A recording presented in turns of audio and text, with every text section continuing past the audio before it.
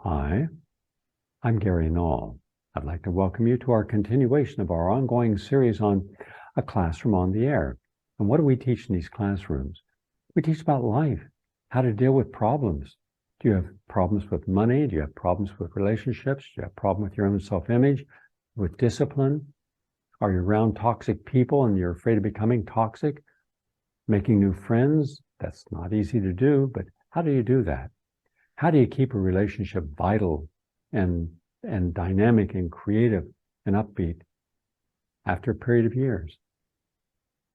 We are all faced with these in different circumstances. And now more than ever, we have so many things happening in our world. We need a more positive outlook. That's what all this is about. When we talk about mastering life, we have to talk about what doesn't allow life to be lived in the balance, because a great deal of the mastery is maintaining our sense of balance and direction, a sense of focus and attention. You'll see the metaphors in 1,000 places.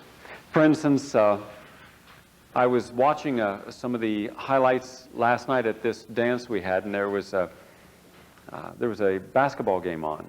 And as the person was getting ready to shoot the foul shot, which would have tied the game, one group were booing him, trying to distract the person. Now, if you've ever played basketball and you're trying to keep your sense of focus and attention, anything at all that allows your eye to leave the basket and your body to be in complete rhythm and motion with the eye will throw it off. That's true of any sport, baseball, soccer, hockey, anything.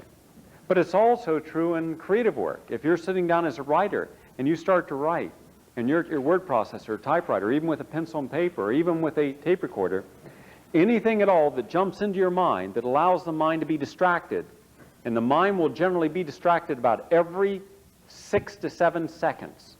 There's going to be a natural jump. Then you'll be thrown off what you're doing, and then you have to keep coming back. You have to fight to come back to it. But the people who are best at coming back to it are people who don't allow anything to create a distraction from what they want to do. They have mastered the art of attention. And it's the art of attention that keeps us focused. Without focus, nothing's going to be mastered. Nothing we do. So attention is crucial. Focus is crucial, but you can't have attention and focus before you have something more primary. What do you have to have before you have focus and attention? What would have to be there? Desire. Self-confidence. Well, self-confidence is one of the motivating conditions you have to have, but you have to have desire. So, and you can't have a desire unless you have a desire for a goal. The goal is merely the object. You can have all the objects you know in the world that someone else will give you, and how many times in this life do we go for goals that are not our goals? We achieve them, frequently going through courses in college we didn't want to take, but we thought we had to. Working in jobs we really didn't want to be in, but we were told, be lucky you have a job, take what you can get. Where I came from in West Virginia, whatever you had when you got out of high school, you were supposed to have when you retired. You weren't allowed to change jobs, and if you did, you were considered irresponsible, you were considered immature, ungrateful. No one ever asked you, are you happy doing what you're doing? When I was in England, I went over to interview coal miners, and I was always fascinated by Sons and Lovers and Women in Love and some of D.H. Lawrence's work. And I asked people, are you happy with life? And without exception, not one person out of 200 I interviewed said, that's a stupid question. Where's it written we're supposed to be happy with life? I mean, no, we're not happy with life. Well, why don't you change it? And then it's as if I talk to a wall. What do you mean change? We can't change. This is the way we are. This is the way we were taught. This is the only thing we know. This is the only option we have. We're grateful to have some food. We're grateful. And then they go into the justification. I work myself to the bone for what I have. I don't have very much as it is. And, if I tried anything else, I wouldn't have anything. And how am I going to support my family? Or do you have a happy family? Do you have a happy marriage? Then again, this blank stare. That's a stupid question. You mean we're supposed to be happy having kids and a family? Yeah, I mean, somewhere, isn't there, aren't you supposed to enjoy this process? Or are you just supposed to procreate and, watch something grow up and leave and that's it? And that's it. I never found one single person who told me, yeah, I love my wife. We have passion and love and joy. Yeah, it's just wonderful being with her and hugging her and holding her and looking at her and smelling her. And yeah, I love it. Not one. Oh, I love my children. We play together and I learn from them. They learn from me. And no, none of that. But the whole mood of everybody over there is very, very somber. Like life is just terrible. But then again, go down to Appalachia, where I came from, in the West Virginia, Ohio Valley. It's the same way. So it's not difficult to see how a lot of people don't even have desire, because the moment they have desire and they let someone know, yeah, I got desire to, it's a dream, give it up. What are you doing? What are you thinking about something for? What, are you going to change? Uh-huh. How are you going to change? What are you going to change to? Who's going to pay the rent? And then you start thinking, well, all right, you're right. I thought for a moment I could have a desire. Desire, schmeyer, you stop it, you stupid person. Get back in line. And shut up. Okay. People do. All their life. And then they have these fantasies, these dreams, Why do you think so many people play the Ed McMahon, $10 million? Read the small print. $5 a week for the rest of your and century life. Because people want something more. And they think maybe the lottery is it. Maybe one of these game prizes is it. They want something more, but they don't know how to get it. Because nowhere in our education, nowhere in our social support system, none of our institutions allow us to even think that it's possible to have a dream that goes beyond what we were told is our destiny. And when you see everything being rubber stamped and you're one of those rubber stamps and you've got your job or you got your career and you got your education, then being told it's going to be different, you think, how? I mean, I got to do it all over again? Man, it was hard the first time. You want me to go back to school? You want me to change? You want me to go get another friend? Yeah, but this is not a good friend you have. Well, I know that, but better than no friend. Really? Well, why can't we make everything different in our lives? Who says it has to be so hard? It doesn't have to be hard. Hard to me is holding on to something that doesn't work and trying to justify it. Hard to me is thinking negative thoughts, projecting negative deeds, doing destructive things, and then trying to rationalize it. That doesn't make any sense. Easy to me is being healthy. It's simple. It's honest. Eat what's natural and what's real, and leave the rest alone. I don't have to make any excuses, any justifications. I never talk about people. I never gossip. I've never betrayed a friend. I don't accuse people. I deal with life. If I got an issue with someone, I confront them and I deal with them. It's simple. Do you know when I go to bed at night and I do a little thing where I give a little prayer at the end of the day about cleaning the mind, washing the mind clean. And I look to see what I got to clean. What did I say and what did I do that wasn't right? And it gets easier, because then you get into a pattern of trying to make the right decision each day. Yeah, we're going to make the wrong decisions, but part of growth and part of the mastery of growth is knowing when you have made the wrong decision and making amends for it. But think of all the things you have to go to bed with each night that you know you've done wrong, and you're not willing to have the courage and honesty and decency to stand up and say, I did wrong, I'm sorry. It's an amazing thing about human nature. No matter how abusive you can be at times, and I'm sure a lot of you have really been abused in your life, I'll bet that more often than not you're willing to kind of say, oh, it's okay when someone apologizes. Am I wrong? Right? Someone says to you that they're sorry. It's kind of hard to be angry at someone who says they're sorry. I mean, how far can you carry it?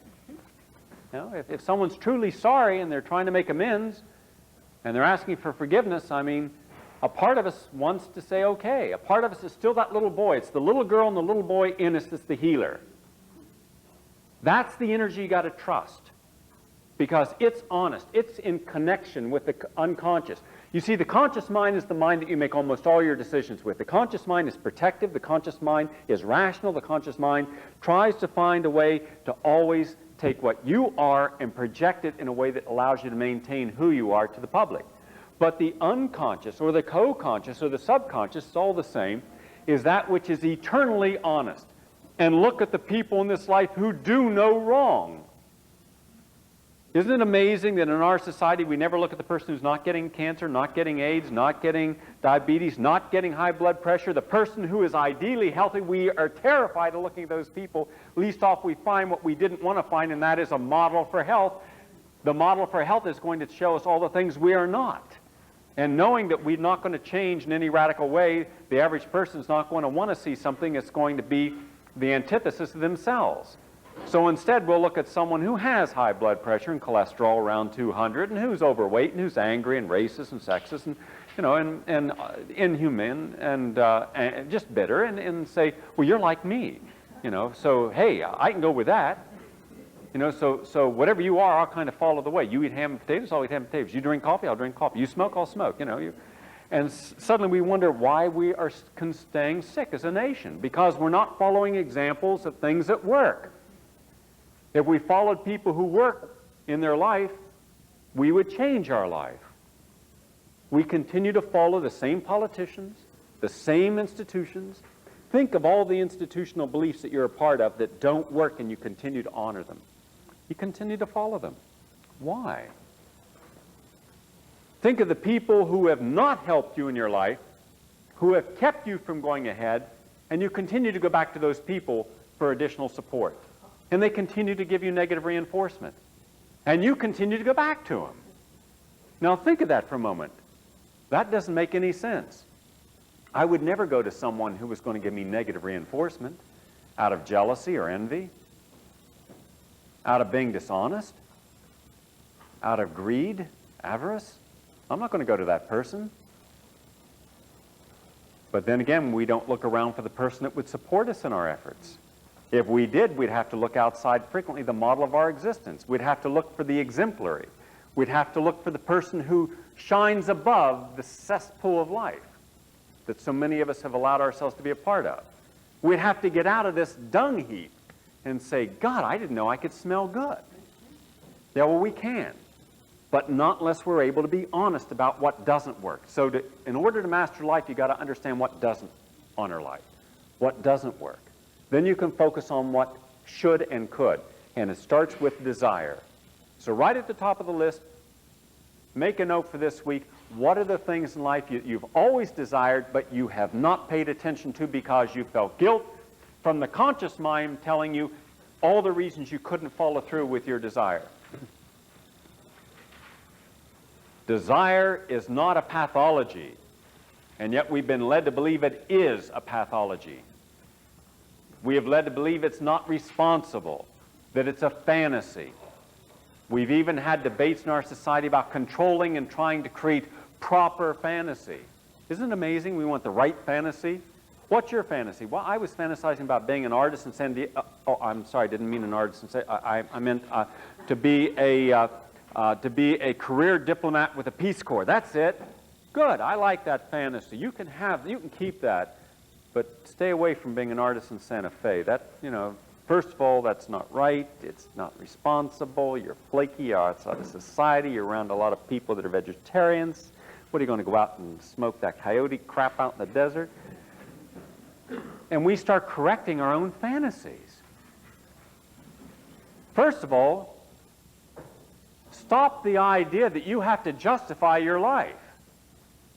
I'm willing to bet that about half of your daily lives are spent justifying yourself to other people and the work you do and the emotions you have, the relationships that you have, trying to justify your life. It's a big distraction. It throws us off the mastery. It throws us off the focus. So start by honoring it's your life. You're the only one who has a right to live it, and no one else has a right to be in the process that creates who you are, what you are, and how you're going to live it. And immediately, it gives you a breathing space. It clears it out. You just kind of clear people out and say, Mom, don't call me every day and ask me if I'm marrying someone or not. All right? It's my life, not yours, right? I'm the one who's going to get married when and if I want to, and it's not going to be to make you happy with a grandchild. You got that? If I want to have children, it'll be because I want to have children, not because I want to have children for you to love me. Now, if you haven't gotten around to loving me for where I'm at, then, hey, take a refresher course. Start over. Of course, mom's going to put down the phone from you and start calling every aunt, uncle, niece. She's gone crazy. She's gone crazy. It starts with letting go of the things that don't work. Just let them go. And all it takes is the courage once to say to someone, sorry, if you don't call to support me, if you don't call to share something positive, don't call me. I'm not angry. You know, a lot of times you'll get angry and say, I never want to talk to you again. Boom. You know, and then 25 minutes later they talk, you know, and you go pick up the phone again. That's happened to all of us, especially in families. Wouldn't it be great if you could record all the screaming matches you've had in your life? Put them all into one long disc. Sell that on Time-Life Warners. America's Screaming Families. Well, hey, it's no different than America's hurricanes. Right now they're marketing hurricanes and tidal waves and great disasters and death mask films as if somehow we should have those. Our life's less big. Time Warner brings you Ice-T and How to Kill a Cop and tidal waves that destroyed America. Why would anyone buy a song, buy any of this crap? It's not supporting life. It supports death. Of course it sells. I remember the anger that back in the 1960s that used to come to all of us who were in the peace movement. You know, like we were to be hated because we wanted love and peace. And they were the power and the elite of society because they wanted war and destruction. We were healthy physically as vegetarians, exercising, and we were called health nuts. They were sick and dying and had heart disease and cancer, and they were considered right. Now, something's terribly wrong about that, you know? They polluted the environment and abused it and raped it and destroyed it, and we wanted to save the environment and honor it and respect it. We were considered environmental crackpots. Isn't it amazing how the status quo is always threatened, always, with anything that is going to reflect upon its image? But part of mastering life is to understand that that's part of the challenge. And it's how you meet the challenge without getting yourself out of focus. Because just like the basketball player, all the time someone's going to say, quack, stupid, health nut, crazy person, what are you doing? Associate with people who think like you do. Well, I like to associate with people who are healthy. Well, that's stupid. I should associate with people like you. And we have to say no. We have to keep our focus. So you see, no matter what happens each day, I never lose focus of what the day is, what it can mean, what I want from the day. And I have to have desire to make that day work. You must also, I know we have sociologists and psychologists, I know that we have police officers and firefighters. Hey, there are a lot of sacrifices you have to make in that. I know how many times you've probably been abused by people that you were out there protecting, and how many times you were sitting across from someone trying to help them. Back there's Dolores Perry, and Dolores is a nutritionist, and how many times has Dolores been offended, you know, or people tried to offend her because she's telling them that they have to change their lifestyle and diet instead of saying, thank you very much, I respect what you're doing. Instead, they mockingly throw it back in her face. That comes with it. We must accept that that comes with it. So don't feel bad if people feel bad at you for trying to help them. Don't lose your focus. Don't get angry at yourself and don't get angry with them. Just accept that that's going to happen. Did you ever notice the first thing they tell you in being a lifeguard, for those of you who ever went out to swimming classes, that you must never approach someone head-on who's drowning because they'll grab around you and drown you in the process. You have to go behind them, grab them up under the arms and across the neck and bring them in. You know, it's the same way. Two people fighting. You're going to go stand right in the middle of the fight? No. You have to go up behind one person, grab their arms from behind, close their arms, and move them back. There are ways of getting involved in helping yourself and other people where you don't become a victim in the process. This series is to teach you some of the lessons that you can learn, if you choose to, that will help you in that. And right at the top of is desire. Now, what are some of your desires? In your career, and your location for living, and the nature of the relationship you would like, and how you'd like your body to look. When we look in the mirror, we should look at what we ideally want to see. Every time you look in the mirror, you should see the ideal body. If you don't see the ideal body, and if all you see is the body you have, then you're going to be limited by the vision of what you have as being all that they're capable of having. But if you ultimately see with your fantasy and with your desire and with your dreams the ideal self, and a part of that's going to come from the inner self, then you'll see what you can be. Then you have to simply keep the focus to get to it. I mean, if you were to look at a 58-year-old, 57-year-old, 58, Ed here has a really strong physique. I've run with him, I've raced with him, he's a 5-minute miler. You know, how many guys 58 years old are 5-minute milers? And that was under tough conditions down in the Texas sun in 95-degree weather, and he was pumping it out there. And it was interesting because standing beside me was a young guy, and a young, tall, thin guy. He was about 22 years old, and he said, man, he said, I'll tell you, he said, it's easy for me to be thin and, you know, strong. He said, that guy's old enough to be my grandfather. And he said, I respect that guy. He said, because all the other men in my family who are in their 50s and 60s, they're out of shape, they moan and complain, they're always groaning, it's their hemorrhoids, it's their stomach, it's their hernia, it's their heart, it's their something. That's all he says. He goes home and all he does, he should take a medical book, because all he's going to do is talk about people and look up the definitions of the disease they're talking about. When you talk with Ed, it's never about disease, because nothing in his body is broken, nothing is out of balance, nothing is dysfunctional. His body works. But it doesn't work because it's just by chance. It's not genetic. It's because he works on it. It's in focus. He doesn't lose of what it takes to go out each day and work on it. He has a whole life, and one part of that, just one part, is the respect for his body. Now, here's the payoff. When we start mastering life, everything else that we do is easier. Example, when people go out with me, socially or in any environment, meeting for the first time at a party or something, Gary, what do you think about nutrition? I don't talk about nutrition when I'm not on the air. What do you mean? I mean, you're this, you know, nutrition authority and health authority. Yeah, that's right, I am. But I never think about it. I never think about my eating, exercise, meditation. I never think of any of that stuff. It's not important to me. Unimportant? It's not important. In fact, that conversation happened today. WWOR television came over to do an interview, and I was getting an IV drip, a vitamin C drip. Are you sick? No. Why are you doing that? Because I want to be ideally healthy, and this is giving me a super potentizing effect. You don't talk about nutrition? No, I don't. I just eat right. It's a simple process. I don't have to think about any of this because it's a natural process. I just don't make the bad decisions. If something's not good to eat, I just don't eat. It's that simple. What, am I going to waste away in a matter of an hour? Did you ever see people on an airplane? It's amazing. What would you like? This dead food, chicken, something? Or do you want this steak, something dead also? Yeah, because look, we're going to be in the an hour and a half in the air, and I got to have all that food in my body rotting away and putrefying, because when I hit the ground, I'm going to have to buy something right in a terminal to eat before I get home to eat again. Why can't you just say, no thanks, you know, I'm fine, I'll have some mineral water. You know, or take some fruit with you. And they eat this. And they eat everything.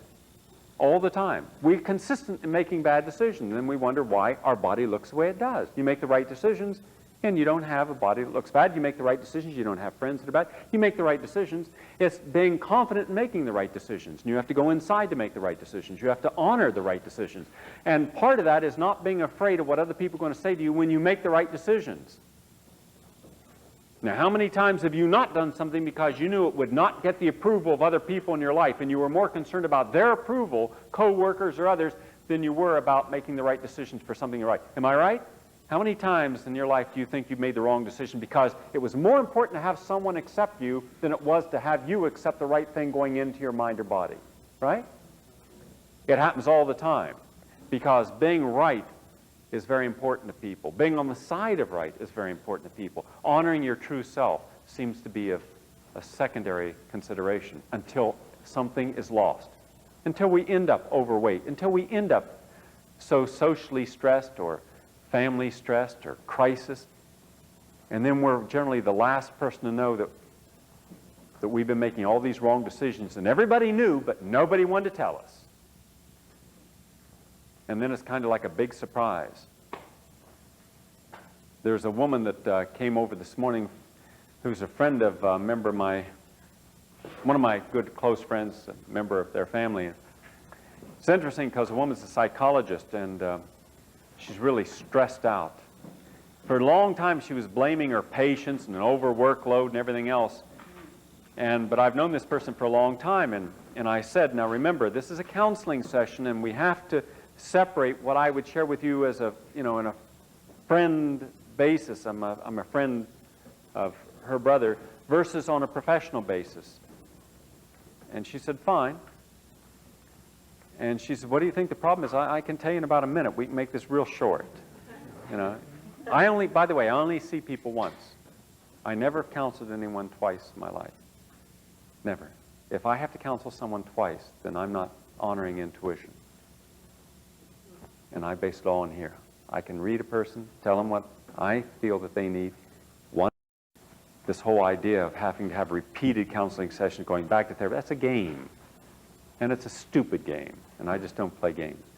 And I said, well, have you ever asked yourself the following? Do you think it's any wonder that in every situation you always have to be right and always have to be in control? And that everyone around you, knowing you and knowing they are going to stay around you, have always acquiesced to you being right? As a result, no one ever challenges you, because the moment someone tries, boy, you're on them fast.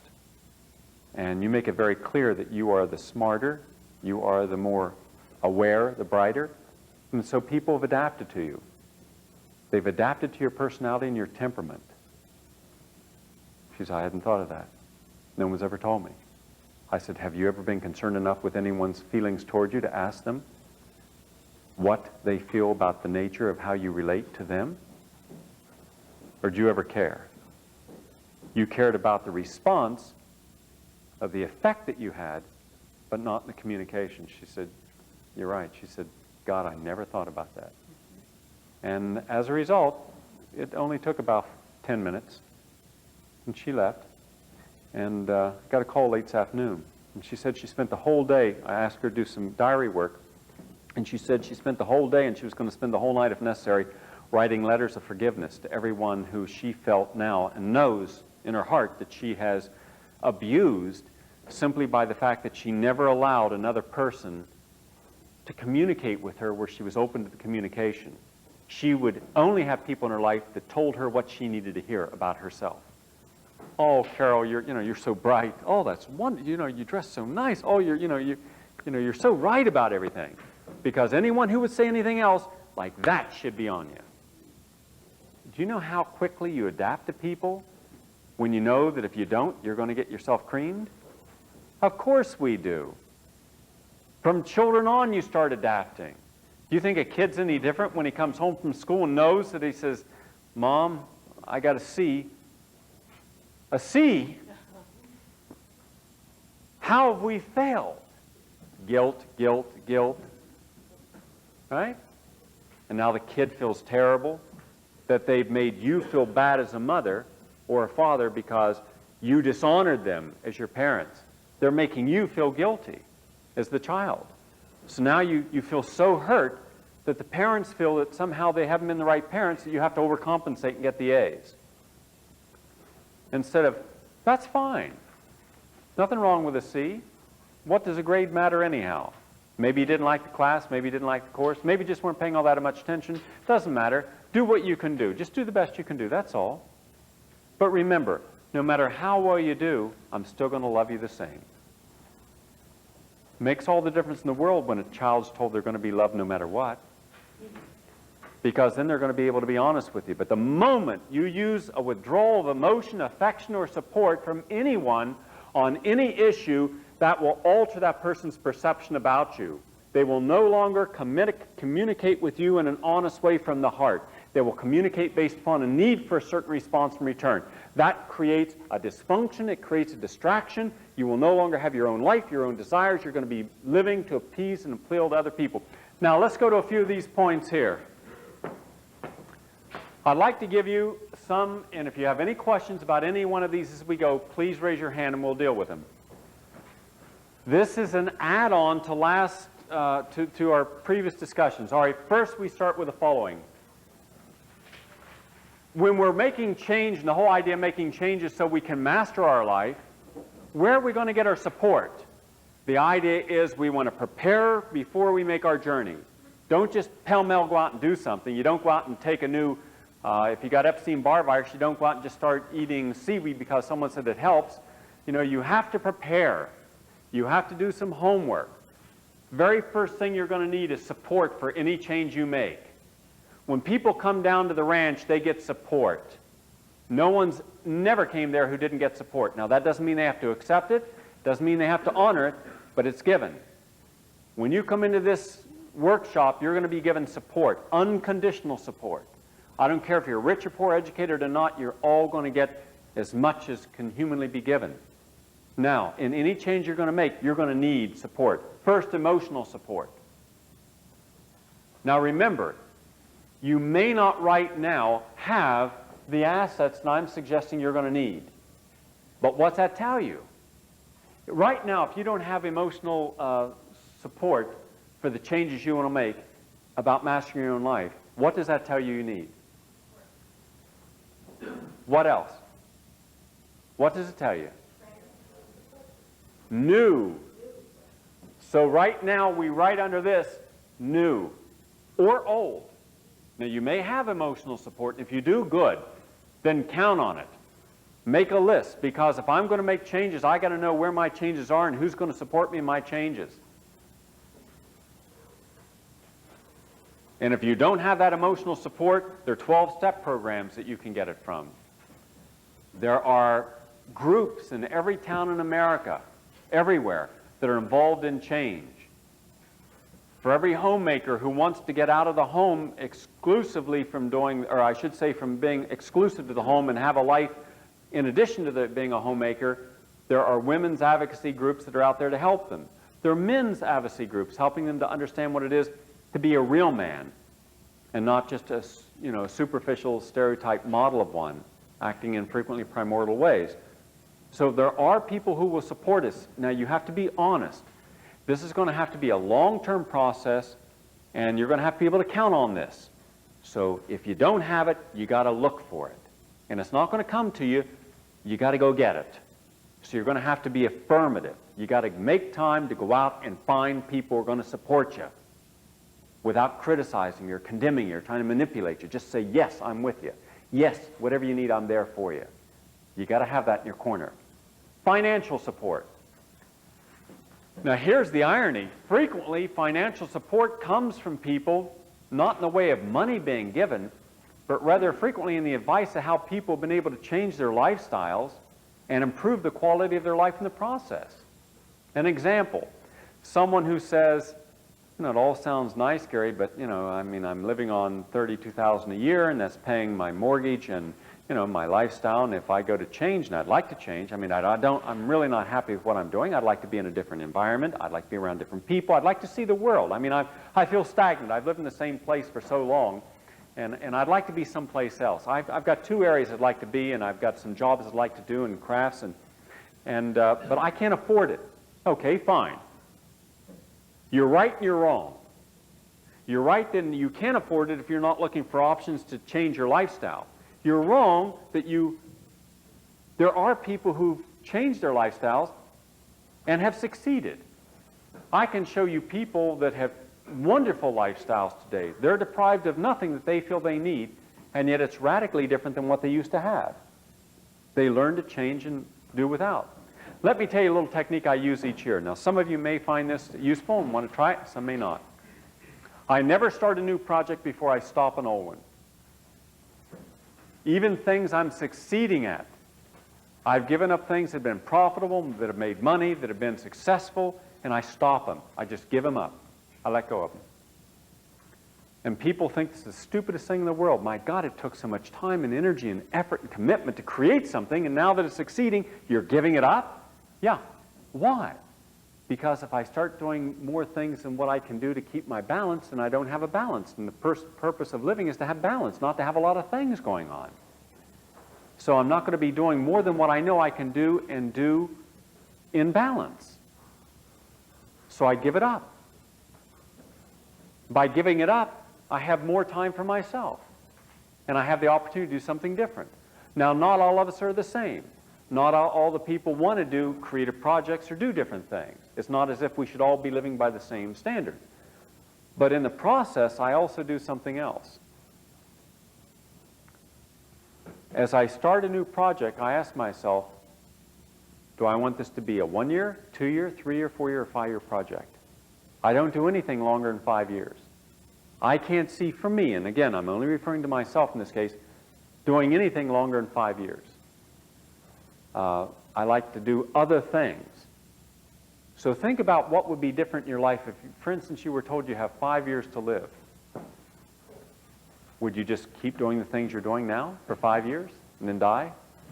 Or would you do something different? And frequently what you would start to do is do what you really want to do and find the ways of doing it.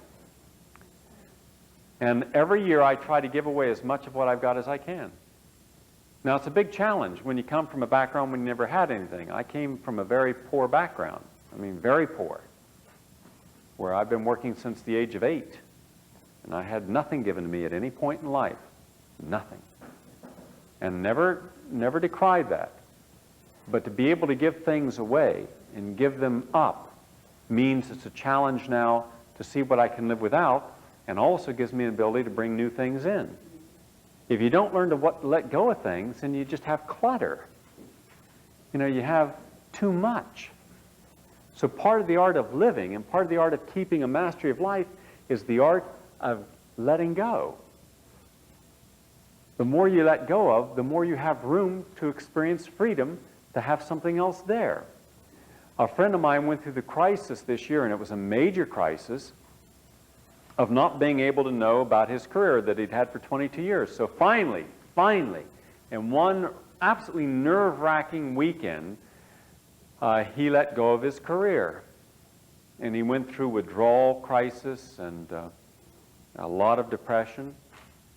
And just 2 days later, he was offered an opportunity to do something that was just so wonderful for him. And it was only a 6-month project, and I said, don't look now for projects that are going to take you through the rest of your life. Look through projects that are going to make transition points in your life, that take you to a new level. And it's not important. You don't have to prove anything to anyone. So right now, he's living out in Arizona on a dude ranch. He saw the, I'll never forget, we were sitting 9 months ago and seeing that movie, City Slickers. And all through the movie, he'd boy, I'd love to do that, love to do that. And then the day came when someone said, hey, you know, would you like to do this?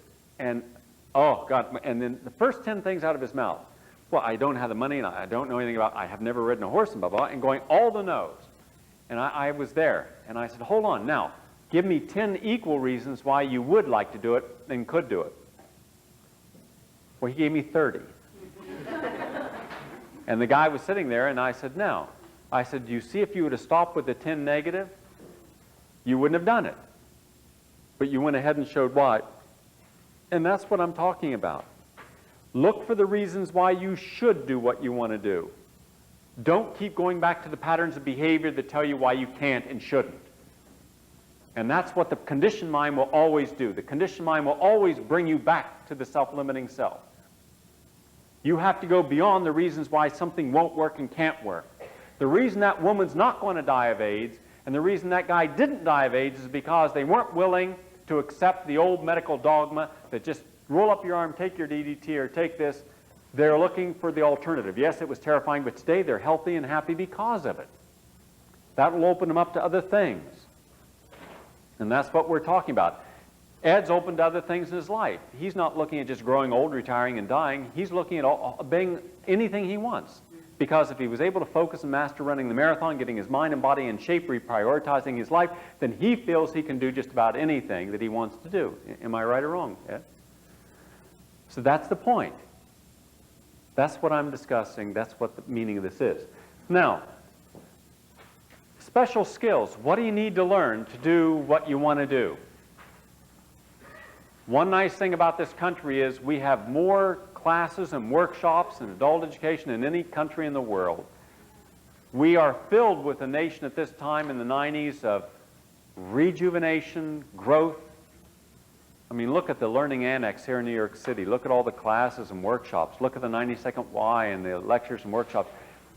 You can get any skills you need. You can barter for services. You don't have the money? Exchange. There's always something you have and that you can help someone else with that will help you. We call them creative scholarship exchanges, where people will exchange a service or a skill for, something that you have in the way of teaching or learning. Now, list your special attributes and skills. A lot of times you're not even aware of how special you are in your skills and attributes. So write them down. Think of all the crises in your life that you've weathered. In all likelihood, the very things that you feared the most that have kept you in prison long ago, you've already weathered those. You've already gone through separations and deaths and firings, a lot of things that are traumatizing, high up on the stress scale, and you've gone through it. You've survived. Well, hey, if you've survived that, you can survive anything. So nothing should create fear now. We've all gone through humiliations. We've all gone through these processes, and we've survived. That's what's nice about an AA meeting or an OA meeting or any of the other, you get people stand up and say what they've done, and they've survived. They're acknowledging they have a life beyond what had been a crippling experience. How do we sabotage our own efforts? Because that's the one you got to keep watching at. If you don't watch at how you sabotage your own efforts, the moment you start feeling a little funky or out of sorts or depressed, the moment you're not paying attention to keeping your sense of balance and focus, the moment you let your guard down, that's exactly when you're going to sabotage your efforts and bring yourself right back to the beginning. And that in turn can start to spiral back on you, and then when a person gets on an eating binge, they just eat themselves back into oblivion. I know people who eat till they can't breathe. They just, and when they get negative, they just get negative all over the place. So watch the process. List how you sabotage. And the best thing? If you have a really good friend, or if you're part of a support group, let someone in that support group know that you do sabotage yourself, and that if you see yourself starting, you'd like some help. And so someone can remind you not to do something. Hopefully you'll remind yourself. Do your inner beliefs and outer realities complement each other? Do your inner beliefs, what you really believe inside, and your outer realities, are they complementing? Because they should. If your inner beliefs are one thing and you're living a different set of standards on the outside, that's not good. You've got to give one or the other of them away, because that creates a psychic spasm. Believing in one thing and doing another. What have you forgiven and not forgiven? Because the things that you are still holding on as unresolved conflicts, beyond all the psychobabble that we hear about, those unresolved conflicts are frequently what will keep you from getting back to your life. You keep paying attention to these unresolved conflicts. There's a time when you've got to give them up. And again, giving up an unresolved conflict is a healing process. Because now, instead of spending time thinking about what wasn't, what people betrayed you or abused you, or what you didn't do in life because of that betrayal or abuse, now you're not spending time thinking about that. Now you're right on track. There are a million ways you can forgive. You can do the Ho'oponopono of the Hawaiians. You can do the mantras. Every religion and every belief has a way of forgiving. But it's all that has to happen is you have to realize you no longer need to invest in the pain that came from the original indiscretion or abuse. You have to make your life more important than your pain. If your pain is more important and the memory of the pain is more important, because it's all you're living with now is the memory of the pain, a memory, a ghost from the past has more reality to you than a flesh and blood warm human being now. That's not very smart, is it? It was bad enough that you were abused or disregarded or hurt as a human being, and now you're compounding the danger and the damage by living with something long after the experience. Give it up. You don't need a lifetime to do it. You don't need 35 workshops with, all the current people who are popular out there telling you all about your mother and father and what they did to you. And we know, you know what they did. Just get it out and say, that's okay. My life's more important than that pain. When you become your experiences, when your character, your personality, when your capacity for adaptation, when your ambitions, when your goals are all based upon your experiences, then you have no life. You just wait till the next experience to see what another part of you is going to be changed. You're not a whole functioning, dynamic, integrated human being. You're a puzzle with a million pieces, and each day another piece is being added on, and none of it is a perfect configuration. None of it has a heart and soul. We have to acknowledge that experiences are tangential to life, but should not be life. Nothing that I will experience will ever replace what I am. Therefore, I'm able to live beyond my experiences. If I cannot be more significant than my experiences, then I have no life. I just have a bunch of experiences. And when I listen to people talk about their life, they never tell me about themselves, they tell me about their experiences. What you have is we have experiences that we can draw feelings and emotions from, but we shouldn't become solely the feelings and emotions of our experience. Example, if I sit with, if I go on a trip, let's say, into the Amazon, which I did, all right? And if I, and it's steamy and hot, and there are mosquitoes, and there's a lot of manipulative people, and every time you turn around, you think you're going to meet someone nice and a shaman, and instead you get hucksters and hustlers, just like on 42nd Street, trying to manipulate out every buck you got. And you come back, and you start hearing the people around you, and what the people around you are saying is, oh man, that experience, and these people, and suddenly their whole view of a whole culture is based upon their experience. They have allowed an experience to dictate their feelings towards a whole culture. Are you tired of closed-minded programming?